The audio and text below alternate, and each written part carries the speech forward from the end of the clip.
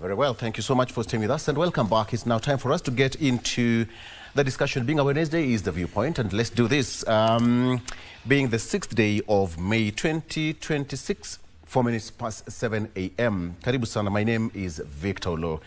I'm starting with my guest who are already in studio. I want us to talk about the president's tour of Tanzania, 2-day state visit. Let's just want to talk about that and analyze it deeply. I'm joined by Henry Ndinde, who is a lecturer, communication strategist and governance expert. Thank you so much for joining us, Umwami. Thank you, Victor. As well as Dennis Omondi, who is the president and founder of Empower Africa. He's also a political analyst. Dennis, good morning. Thank you so much. Good to see you once again. Good to see you too. Karibu sana. Asante. And lost and found, the only man, Crispus Wathimba, political analyst. You just have to tell us where you disappeared to. Well, thank you, Victor, for having me. I've been around. It's just that I've been engaged in a few things here and there, but I'm okay. It's a good problem to have. Yes. We understand. Thank you. Karibu sana. Crispus Wathimba is an engineer and a political analyst. Gentlemen, let me take you through the front page of our local dailies pretty fast. Based on what I want to discuss today is Ruto's deal with Samia. That is on the Daily Nation. Ruto's deal with Samia. There we have it. Okay. There are several deals that were signed. The Daily Nation says that there is actually, based on the ties that bind, that President Ruto is the second Kenyan leader to address the Tanzanian president. The first one was President Daniel Arap Moi, the late, and the infrastructure beat Ruto urges Tanzania to buy into oil refinery projects that is supposed to be constructed in Tanga and backs rail growth. And politics, President William Ruto, President Suluhu laments Gen Z uprising, calls for joint crackdown on political dissent. We'll take a look at that. And on the trade aspect, on the back of the raging trade tariff, the two sides agreed to reduce non-tariff barriers. It has been a very big issue for the East African community for a very long time. There were a number of 6 agreements which were signed, 6 in total, from railway, agriculture, gas pipeline, mutual legal assistance, recognition of seafarers, and finally on trade. There you have it. There is a story about over 151,000 pioneer CBE learners drop out of junior school. That's a very sorry state, okay? And families in pain over demolitions. And finally, there is Sifuna faction who has now given terms for truce with Oburu's ODM camp. Interesting. On the front page of the Standard, diplomatic gaffes. That is what I have here on the front page of the Standard. The Standard says that President William Ruto is earning a reputation for making bold claims. He later has to walk back as a string of diplomatic missteps places him under mounting scrutiny. During a state visit to Tanzania, he was forced to explain himself after announcing that a regional oil refinery would be built in Tanga, a claim publicly disowned by host leader Samia Suluhu. The episode lays bare a pattern of premature and provocative declarations, from dismissing neighbors as less developed to sparking needless international rows, and including a public spat with the Nigerian officials over language that are steadily eroding Kenya's credibility on the regional and global stage. That is what's on the front page of the Standard. And finally, the Star says that ministers move to steady ODM as factional rivalry deepens. Very different from what's on the other 2 dailies. Analysts divided on whether interventions will succeed. Dr. Obwaka died of cardiac arrest, according to the post-mortem, which was done yesterday. And that is what I have here on the local dailies. Gentlemen, let's start with what is important, the ties that bind. The president visit to Tanzania, and we have got so many people talking, including on the front page of the local dailies. Let me start with you, Omwami, and good to see you once again. Ruto's deal, a lot of ties, you know, being the second president after President Moi, and now we have that infrastructure, politics, and trade. Just give me a quick overview of what you saw and what is your personal opinion about this. Thank you, Victor. Let me start by registering my disappointment as a Kenyan national. If my president goes out there to misrepresent me, then definitely I have to be disappointed. And the reason for it is specifically that he touched on my other part of life, which is Kiswahili. He delivered the Kenyan child to Tanzania. I mean, stating that Kiswahili was born in Tanzania, it got ill in Kenya and died somewhere in Uganda, that was misrepresentation of facts. And as a citizen of this country, let me register my disappointment. Second, that is taking jobs away from Kenyans. Yeah. Because African Union has an agenda that by 2063, it desires to have one common language of trade and one common language of operation. And Kiswahili has been touted to be that language. So if we talk of sending Kiswahili to Tanzanians, we are denying Kenyans those jobs. People lose trust in Kenyans, and especially professionals who've studied Kiswahili well to the highest levels, then definitely these jobs will go to Tanzanians. So I register my disappointment with that. However, let me acknowledge that it's good neighborliness, because we need to maintain this neighborliness with our colleagues in the East African community. We must have them around. Whenever we gaffe or we raise statements that misrepresent facts, like what the president said sometimes back, it didn't sit well with the Tanzanians, that we are developed, that is why we are selling our oil higher than our neighbors. So he had to go firefight that, because it had we had risen some bit of warmth in the Tanzanian systems. And we saw exchanges between cabinet secretaries and ministers from Tanzania who were going direct, sending direct jabs at the president for having sent such statements. So I think the president went to firefight, but again, out of firefighting, he ignited another fire. Which one is that? That fire of communicating on behalf of the government of Tanzania. And I think that is why I agree with the Standard newspaper that these are diplomatic gaffes.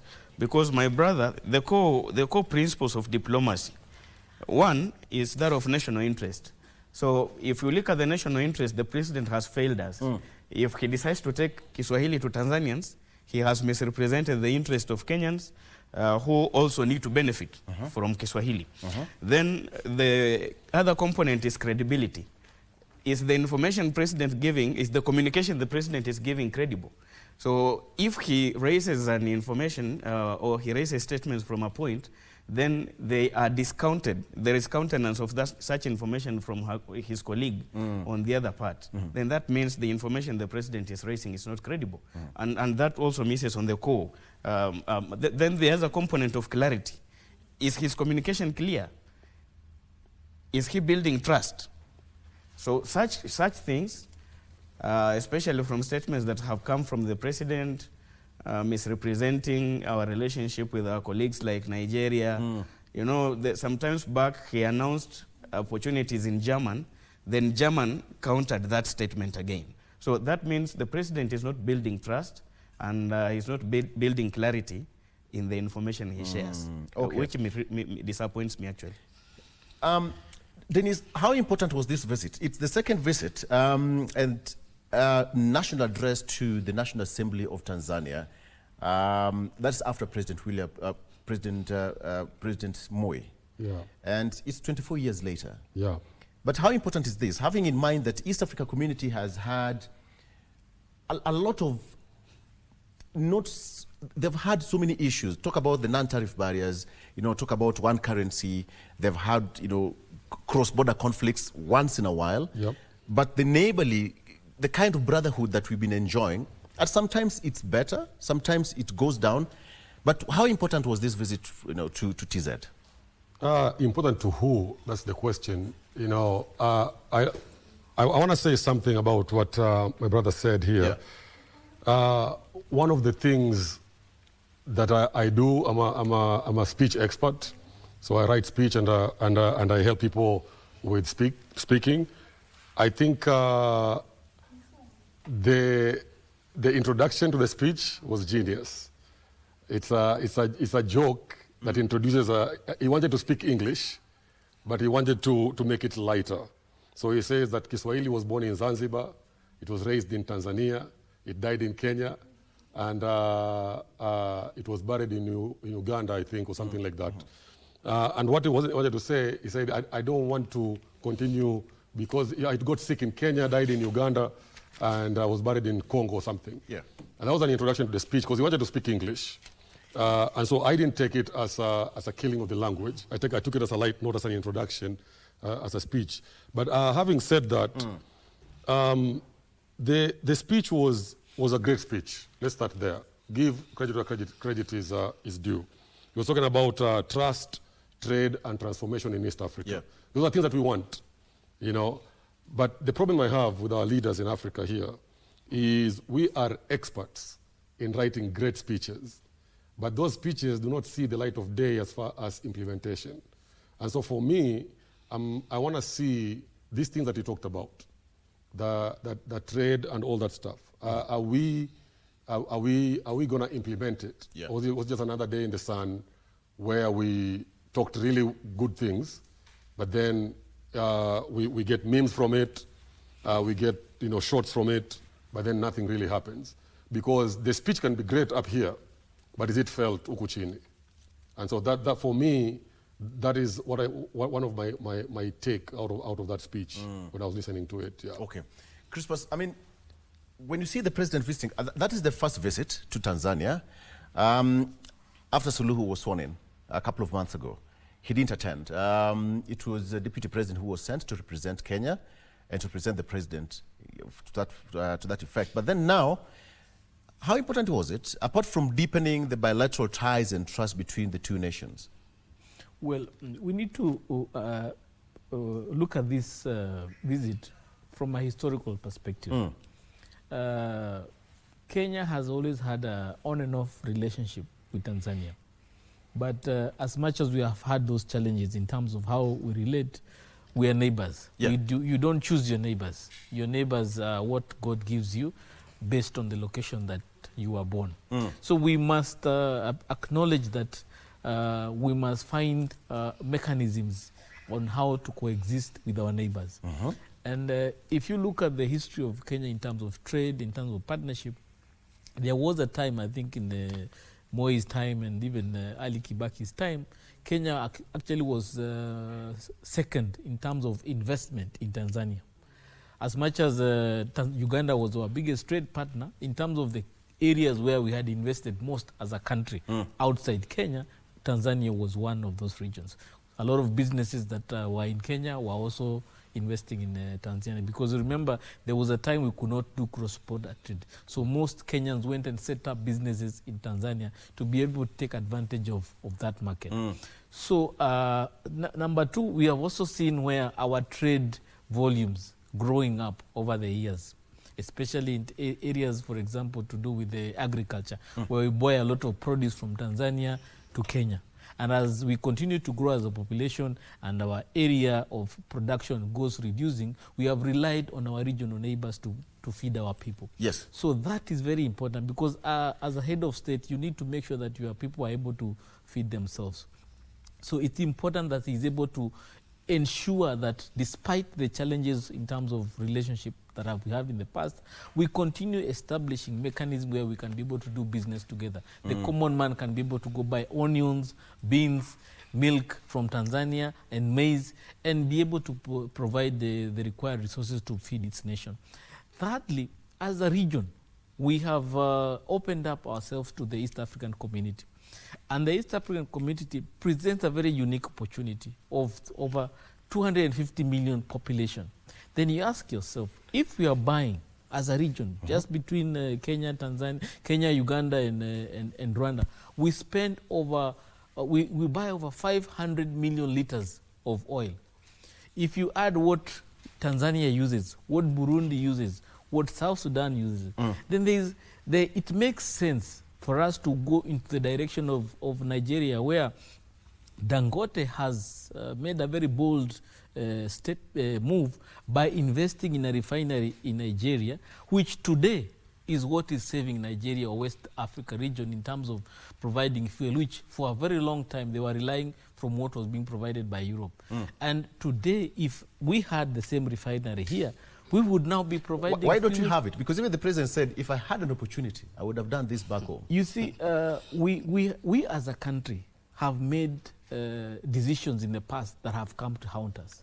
We had a refinery in the country, and instead of building on it, we went into becoming a big buyer of refined fuel from the Middle East. Just like we have seen today, most of the stocks in our supermarkets are imported things from China. Yet for a very long time as a country, we used to manufacture our things, export to Tanzania, Uganda, and other parts of the region. So we have made decisions in the past that today are haunting us, because as a country, we have become reliant on what is called imported goods to meet our needs. And I'll give you a good example that has failed in such an area. Venezuela, when they had a very good economy supported by oil, they went into relying to imported goods up to the extent they could not produce tissue. So when the oil could not be sold in the international market, the Venezuelans were suffering because they did not have money to buy anything and they could not produce anything for themselves. Today, if you wake up and spend money in your breakfast, your lunch, and your dinner, 50% of those things that you consume there are imported goods. If you wake up and you dress and you prepare yourself to go to work, 90% of what you wear or you prepare yourself with is imported products. That is a very bad decision as a country. And I think because Kenya, we've taken advantage and we pride ourselves as most productive in terms of agriculture. We export more, but you also import more. But when it comes to that, Omwami, the whole aspect of different deals which were signed, let me go 6 of them. Railway, there was a cooperation railway development from Voi to Singida. There's agriculture, there's a pact to, on measures to boost farms and trade, which Kenya prides itself majorly about. There's a gas pipeline agreement on feasibility study for a proposed natural gas pipeline from Dar es Salaam to Mombasa. Okay? And then there's that mutual agreement, legal agreement, collaboration in resolving criminal matters, which I'll come back to later because even the president talked about waweke bakora kidogo jenzi wakileta mchezo, you know, kidogo. Then the recognition of seafarers. There's an agreement on mutual recognition of seafarer certificates, and finally trade that has targeted 130 billion shillings in new trade and 65 billion shillings in fresh cross-border investment. Basically, from what I can see here, it's all about trade. Talk about railway, talk about agriculture, talk about trade. 4 of them out of 6 is about trade. But is Kenya giving more than what they're receiving from their neighbors? Thank you once again, Victor. But before I delve into that, allow me to rectify something that my brother Dennis spoke to. In Kiswahili, we say mzaha mzaha utumbuka usaha. So there are some of these jokes you don't want to advance them, especially when your colleagues or counterparts in the same region are working better and smarter to create economies for their own people. I mean, we are supposed to be supplying professionals that teach Kiswahili across Africa. And if we bring in such jokes, then we are not preparing the country to benefit from such. Yeah. So I think that is important that we consider. And if we want to make Africa grow as a continent, especially through intra-Africa trade, then definitely we have to invest in a language of trade or a language that supports that. But on a lighter note, Kiswahili for Dennis is just right. You know where we come from. No. You invite us to a program that discusses about that. When I talk of misrepresenting facts, for instance, if the president says there are 100 million speakers of Kiswahili in the world, and we know there are over 300 million, you see, that is what we talk of misrepresenting facts. My brother engineer has just mentioned that East Africa has a population of over 250 million people. Take it that 70% of all those East Africans speak Swahili. That is in excess of 170 million. And you have not added Mozambique, Malawi. You have not added the other countries like Congo. So I think it's important that we get facts right. Especially with the Kiswahili, my brother, it's a gold mine that we are wasting as a country. So let me get into the agreements that the president had with Samia. I'm in full support of the railway line between Voi and Singida. Singida is a producer of both eggs and chicken. So the markets between Voi and Singida can really work well, especially if we want to get into trade that supports such activities. Yeah. The other thing I agree with the engineer that we have our own refinery that we killed in 2013. Tanzania has no oil deposits. So far, there has not been a pronouncement of oil deposits found in Tanzania, but there is gas. At least in our case, we have Ngamia 1 and Ngamia 2, where we have rumored that we have oil deposits. So what was so difficult in strengthening Changamwe refinery, buying new equipment for it, so that we start refining oil once again like we did before? I think that is a misrepresentation of the national interest that we ought to have had. If we wanted to have a shared resource, like Lake Victoria is, like Kiswahili is, a shared resource across East Africa, then that calls for communication and probably discussions between these East African countries to strengthen Changamwe that already existed rather than establishing a new one. On the matters of trade and what we exchange, we mutually benefit from each other, and on that I agree perfectly, because you look at how busy the road between Namanga and Nairobi is. We are importing quite a lot from Tanzania. Tanzania is feeding us. And I'm imagining in future, if they decided to close that border like it happened when we closed the East African community, Yes. how much will Kenya suffer as a result of that? So some of these things are important, but at the same time, you also need to think of how you strengthen your own systems instead of depending on your neighbors. Yeah. Okay. Gilbert Owino is joining us. Gilbert, good morning. Morning. Good to see you. Good to see you as well. Is the Secretary of Corporate and also a lawyer. Karibu sana. We've just talked about this. Perhaps let me also get your opening remarks before we continue. The whole context of the president's visit to Tanzania,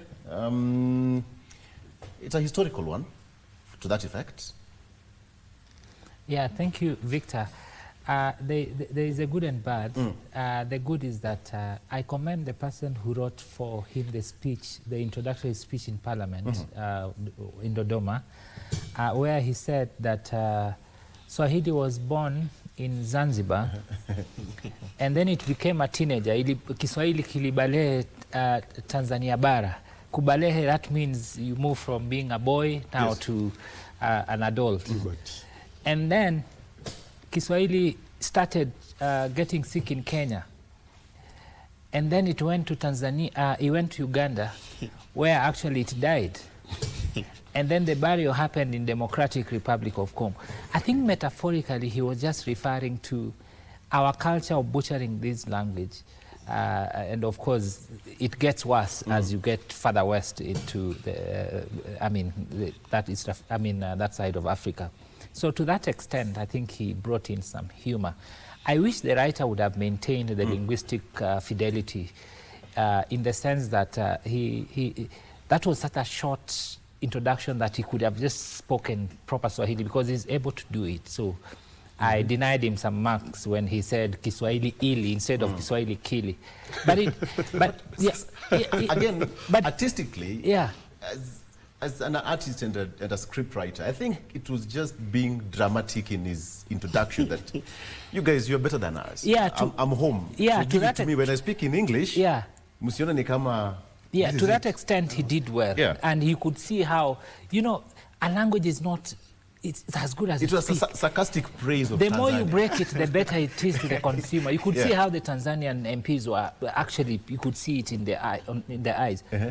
But he introduced something that he personified Swahili. When it was getting to DRC and Uganda, he changed it to, he gave it a human character. Akazikwa Jamhuri ya Kidemokrasia ya Congo.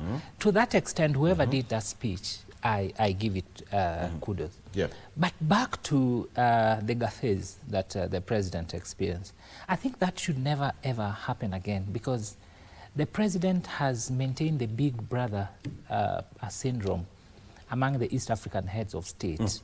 But I think inside the other big brothers and sisters, they feel like, young man, please, sit back a bit. We have been here much longer than you.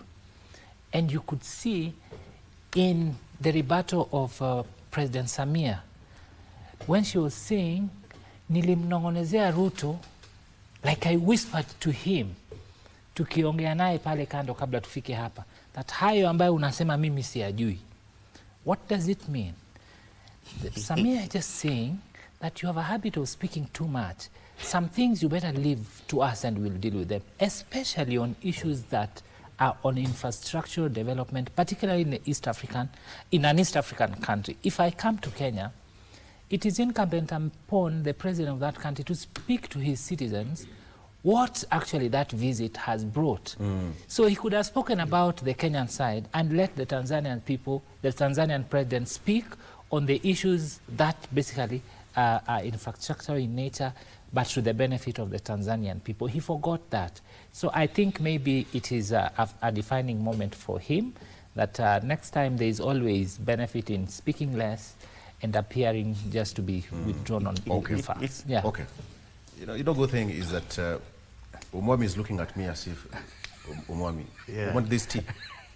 It's okay. This tea. and probably Majani Chai came from Shamahoho. Very nice. Okay. So let's do that on this short break. We'll break. Say that.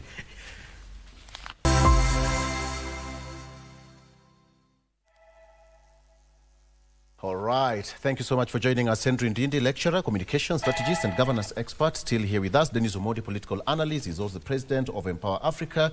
Crispus Wathimba, engineer, political analyst. And finally, Gilbert Awino is a lawyer and Secretary in Kenya Union of Public Relations and Communications Professionals, Corporate Comp. Gentlemen, let's do this and dig deeper. So we are here, but the most important thing that came out is also the aspect of diplomatic and political context. When you see the president going to Tanzania, it had two things, the diplomatic bit of it and the political context. Let me come to you, Dennis. Let's talk about the diplomatic bit of it. Kenya and Tanzania, we've enjoyed that for far too long. Yeah. And politically speaking, there's not much of a difference. Yeah. How can you describe these two? Talking about diplomacy, for me, I think there's a lot of coordination and consultation that is needed before we start engaging with other countries. And I feel like either it was lacking yesterday, just from that context in itself, was lacking, or it was ignored, you know. And diplomacy is not just about speaking boldly, it's about speaking carefully. And there are things that yesterday happened, you know, Standard, you know, we have this thing saying diplomatic gaffes. And like Omwami said here, it is not the first time that this has happened. And so we either need to fire our national speech writers, or no, not speech writers, but the advisors that are advising our president, because our president is a very smart man, but he's surrounding himself with smart people. Because the speech, for example, I spoke very, very deeply about trust, partnership, and coordination. But then you have these headlines. So it really mars and blurs what was talking. So now we're not talking about the speech itself and what good things are coming out of the speech. Yeah. We're talking about the gaffes. And I don't think that things just happen by chance. When the president of Tanzania comes out and publicly you know, corrects our president, you know, I don't think that that's by chance. What are they trying to communicate? So is this relationship that we're thinking things are good in Kenya and Tanzania, are they good, or is it just, you know, we are covering things to seem like we're doing well, but we're not really? Because yesterday, the president said something about bilateral trade, and I really like what he said. He said that we have reached approximately $860 million in 2025 as far as bilateral trade is concerned, and we are on course to hitting $1 billion this year. Now, those are impressive numbers, you know, but what is the significance of this number? For me, the significance of this number is not just the number itself. You know, it shows how economically independent we are, but the truth is, East Africa is not trading with each other. Like engineer said, we are very heavily trading with other countries that are out of Africa. We're not trading within ourselves. So when you look at what's going on in East Africa, for example, and we look at these things and we say there is still a lot of border delays. You know, you go by bus to Tanzania. Yes. At the border there. The reflection of this neighborliness is not. There is a lot of suspicion. You know, you come out with your bag literally and you line up, and it takes almost an hour and a half, sometimes even 2 hours, depending on how many buses are there. That is not good for business. You have a lot of inconsistent policies within these two countries. So you come here, you go there, and you're trying to do business, but then the policies over there infringe on what you're trying to do, or vice versa. And so I think there's a lot of talking that needs to happen in this diplomacy of ours, consultation, coordination, and we just not stand up and speak things. For me, is the person on the ground, which is my very concern, feeling these numbers. Like I asked, they said, when you said that there is benefits coming out of this, who are the beneficiaries? You know, like for example, when I hear Omwami saying that the Voi-Singida railway is good, and I agree with you, but then you say that in Singida there's eggs. Already there's a lot of concern in my head because the biggest egg farmer in Kenya, we know who he is, you know, and his chickens. So is this railway from Singida, Voi to Singida, is it going to benefit the people of Voi and Singida and Kenya as a whole, or is it being built to benefit one farmer in Kenya? So I don't know. The mistrust that we have, just within our country and within the region, those things need to be ironed out, and we need to create environments where trust flourishes. Right now, there's very little trust, and when information like this comes out, I am looking forward to the memes that are going to be circulating in the social media. You know, when you talk about chicken and we are looking at Umwami, you meant well for him. I did. I'm a seriously interested party. The biggest supplier. But engineer, I mean, look at it this way. The non-tariff barriers, he's also mentioned that we've had this over. Even President Uhuru talked about it. President Mwai Kibaki talked about it. Now we are talking about non-tariff barriers, not within Kenya, Tanzania alone.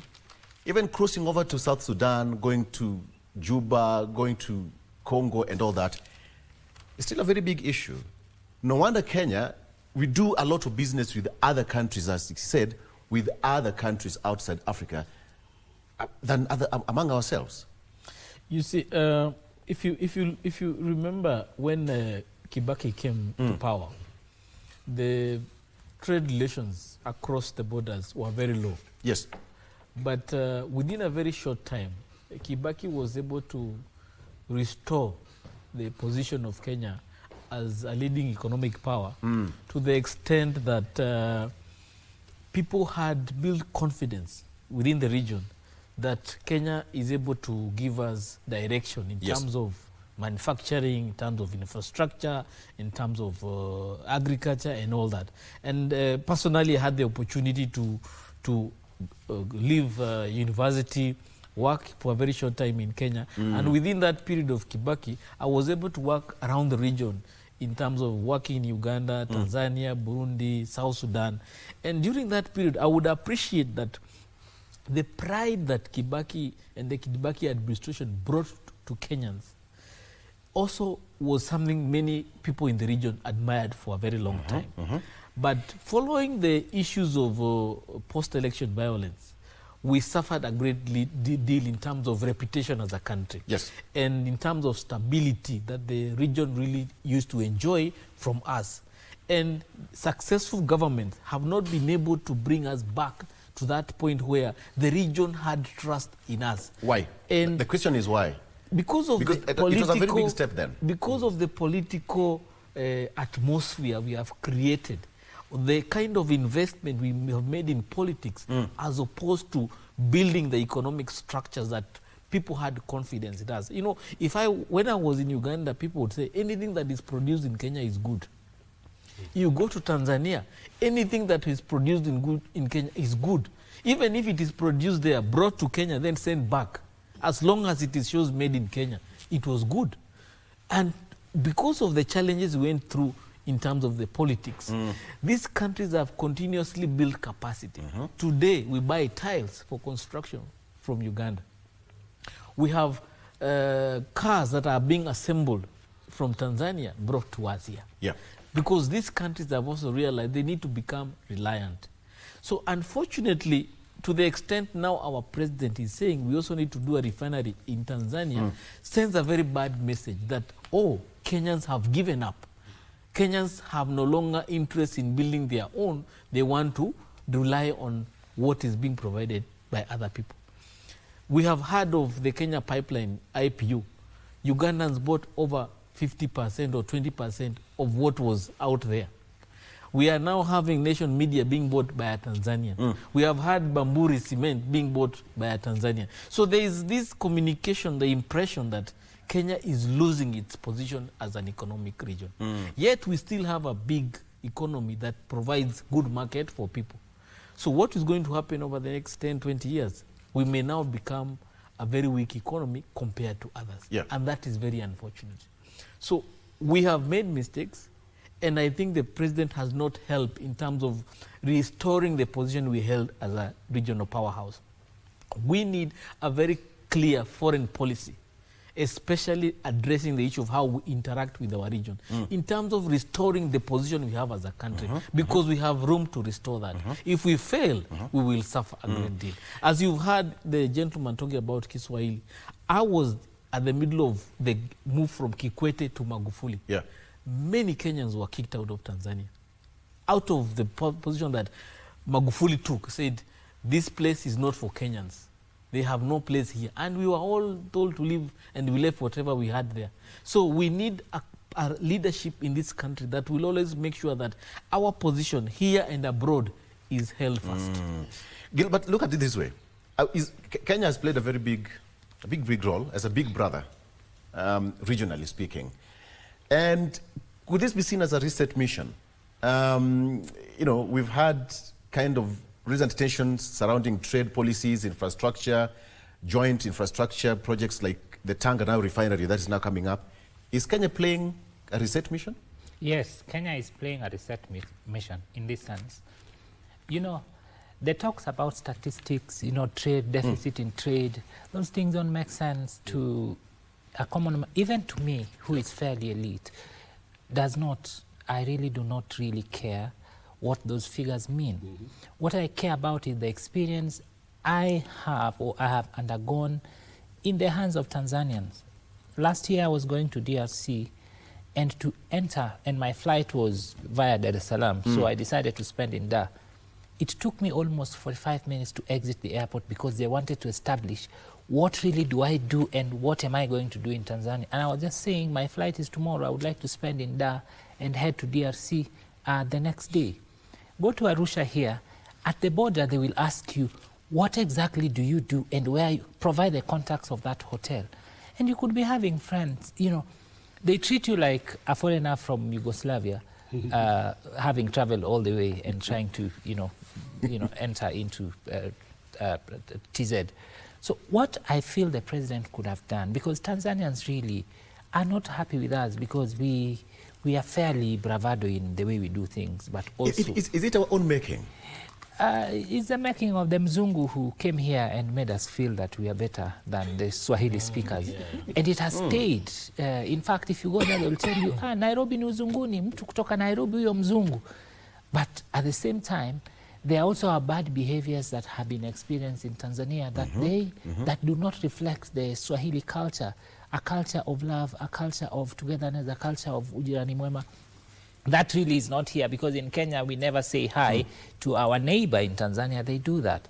So we are our own enemy with Tanzanians because of what we even do to ourselves here. You saw a gentleman who came to Nairobi and, from Tanzania, and he was saying that I'm here and I've exchanged, I think, 10,000 Tanzanian shillings, and I only have 50 bob or something like that. Like, Kenya is a country that really shivers in the mind of a Tanzania that it's a very elitist state.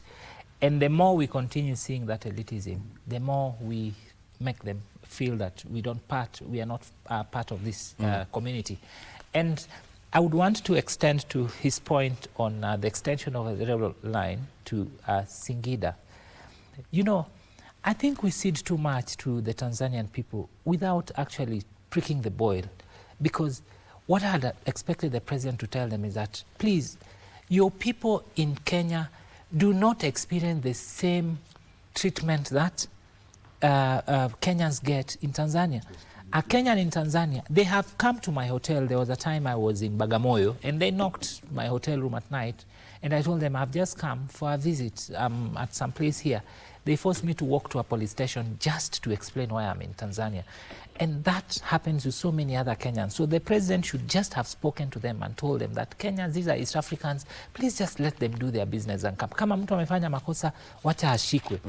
But the railway line, you know that the gauge that Kenyan uses is different from the gauge that Tanzania uses. That is why a train moves from Mombasa direct to Uganda, but it cannot move from Kenya to Moshi, Arusha, because their gauge matches the gauge of the SADC states. If a railway line moves from Tanzania to Mozambique down there without any problem, but it can't cross because they're using different gauges. So I wish the president also spoke to, yes, it's a railway line, but can we have a standard gauge both for Kenya and Tanzania so that there's ease of movement? But of interest is how many Kenyans leave that point, where was it, Taita Taveta, to Singida. Much of we moved to Tanzania through Arusha and Vanga down there in Mombasa. Those are the major routes. I would have expected that at least they boost the ease of movement between those two countries, but at those particular points. Okay. Yeah. Let's come to the political aspect. You had President Suluhu said that wanatusumbua kidogo hapa with reference to the kind of diplomatic, the governance structure that we have. And engineer, I think she was referring to the Gen Z. And when you hear such kind of statements coming that were chape bakora, and we've come to a certain, and the president did not even comment because probably he knows the kind of journey that Kenya has made to be where we are today in our democratic space. That you can give, so long as you're above 18, you have a democratic space to sensibly speak your mind. But when it comes to that, what did it really show to the two countries? Because they say these are the leaders of tomorrow, but when they speak their mind, wachape bakora. You see, the Gen Z uprising that we experienced over the last 2 years spilled over in terms of effects to the region. To the extent there was a time the legislatures in Tanzania, their social media accounts were hacked. Yes. And phone numbers hacked into, and they were sent greetings by our Gen Z. So this is something that is unsettling to the politics in the region. And I think our political liberalism is not something many in the region have come to get used to. Yeah. And I alluded to the fact that from the 2007, then we gave birth to the new constitution, our political appetite has grown over and over to the extent that even people coming from the region to visit Kenya, the first preoccupation they get engaged with is our political affairs in the country. They follow our politics like we follow it here every day. And that's why I said that Kenya plays a big brother role. So, but the influence that plays into the leaders of those countries creates fear, because they are not used to a society that is able to speak its mind. The kind of scenes they see here of Gachagua saying certain things to the president, and the president is seated a few meters away, cannot be seen in Uganda. They cannot be accepted in Tanzania. Yeah. They've never heard of such things in Rwanda. So those are things that the regional leadership is not used to. And because of the development we've made in terms of politics, the young people in these regions, who are the majority, are also desirous of joining Kenyans in exercising the freedoms Kenyans have. And it is just because of that the leadership is not comfortable with accommodating any form of liberalism in their region. And to some extent, one has to give in. And we saw what happened in 2025, the elections in Tanzania. To some extent, they exercised that freedom. Yeah. Uganda, it was a bit suppressed. Sudan, we have never seen. Rwanda, we are not aware. But I can tell you, there is an appetite, there is a desire to be like Kenyans. It's a good thing, but unfortunately, in terms of how we are running our business here, it affects how we relate with the people. And yeah, in terms of our democratic space, I think we've developed as a country. Yes. From 1963 to date, we have done well. Yeah. Dennis. I think this is an area that I'm really passionate about, young people. And for a long time, and kudos to the Kenyan Gen Zs, the young people have been seen as a problem in our country. They're a problem to deal with, not an investment. And we haven't really invested in our young people. And I want to recommend our president for standing in the world stage or East Africa stage and talking about development, while Sulu is talking about disciplining young people. He's talking about opportunities, you know. And we cannot build a strong East Africa by punishing our young people, because that's the biggest asset we have. The majority of the population in this region is young people. And if we don't invest in young people, we are really destroying our tomorrow. And so for me, I look at, and when I was here last time, I talked about the Gen Zs. And I agree with the engineer here that there's a big appetite for politics in this country. And young people are refusing to be the leaders of tomorrow. They want to be leaders now. And in Kenya, that space is opening. Yeah. In Tanzania, they want us to close that space, talking about beating. And I commend our president for not commenting, because that would have been political suicide on his side if he did that. Because the young people here in Kenya are very vocal, and they're very active, and they don't fear anyone. Like someone said to the president's face, we respect you, but we don't fear you. And to engineer's comment, you said that in Uganda, you will disappear. You said that in Uganda, in Tanzania, God help you. But in Kenya, you can say that and live to see the next day. And that is a growth. And I want to talk about something about language. Language has been talked about here a lot, and language is important. For me, I want to make it very clear that English is not a measure of intelligence. English is a language. And most people forget that. English is a language. There are Chinese that are very intelligent that can't speak English. The people that build our roads here in Kenya are from China. They don't speak English. You try to speak English to them. But they're very intelligent. Unfortunately, in Kenya, we have made English to be a measure of intelligence. So you go to the rural areas and you speak to this woman that is 80 years old that can't speak English. They're extremely intelligent. You talk about politics with them, I mean, they can give you advice that you never get in a school professor, from a professor in a school. You know? So for me, this issue of Swahili and English, because again, I think it's the Wakili who said that sometimes we look down upon Tanzanians because they can't speak English. I can tell you that there are very many Kenyans here that cannot speak English as good as Tanzanians speak Swahili. You know, and that language is very impressive when you hear them. Now, coming back to young people, it's going to be very interesting. I tell young people when I meet with them, I say, you are the majority in this country. You can decide from the president to the lowest of the elected position, MCA in the smallest ward in this country, who's going to lead this country. And the leaders of this country have not invested in young people. They have used young people as a ladder to get into power. Yeah. And once they get up there, they kick that ladder because they know in 5 years there's going to be more young people to exploit. And for me, I tell young people, you need to say in your mind, enough is enough. You can't be used. So like in this speech yesterday, the president talked very, very well about young people. Yeah. And I love what he said about young people. But again, for me, the measure of the impact of that speech is not the numbers that I put out there.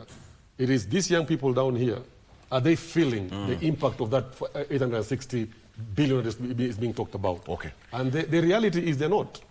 And that is why right now the anger in young people is at the peak. Because they're not enjoying these things that East Africa is offering. Let me ask this question. Omwami, as you talk about that, yes, a quick one, because you only have a few minutes to go. What if the refinery is brought back home?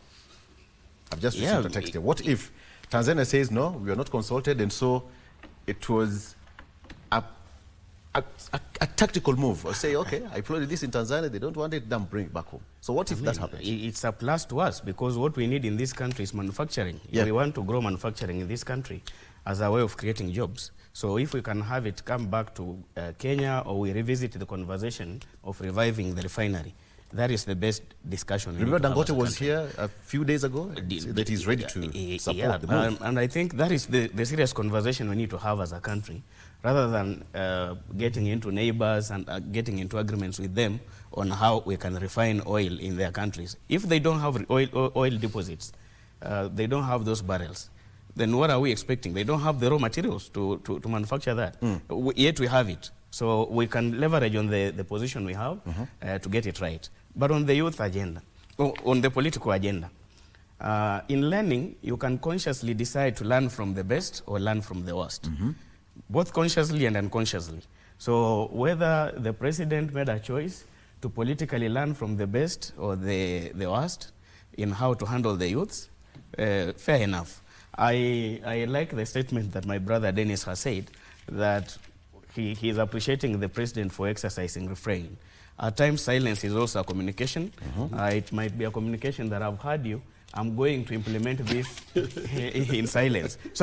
But let us hope that the president is not going to learn from the worst, and because we cannot use the template that we had in 1980 to live this life in 2023. I mean, in 2026. One answer. On a scale of 1 to 10? The speech, 4 out of 10. 4 out of 10. Diplomacy, 2 out of 10. And on politics, 50-50. 50-50. Dennis, 1 out of 10? The speech for me, as a speech expert, was a good speech. I'll give it 8 out of 10. 8 out of 10. Yeah. That's good. Way above average. Engineer? I think the speech was good given the circumstances that were there. The Gen Z background, the elections last year, the challenges we have with the region. I think it was a fair speech. I think the only challenge is in terms of what can we carry out of this discussion?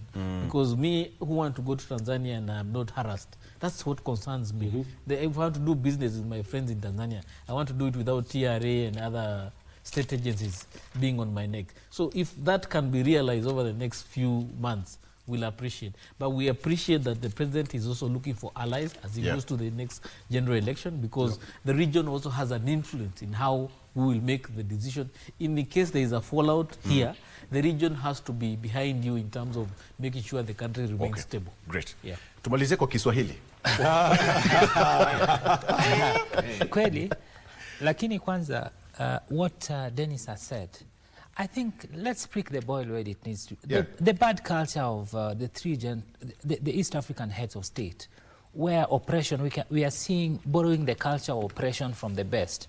We know what happens in Uganda. We know what happens in Rwanda. We know what happened in Tanzania. And we know what has been happening in Kenya.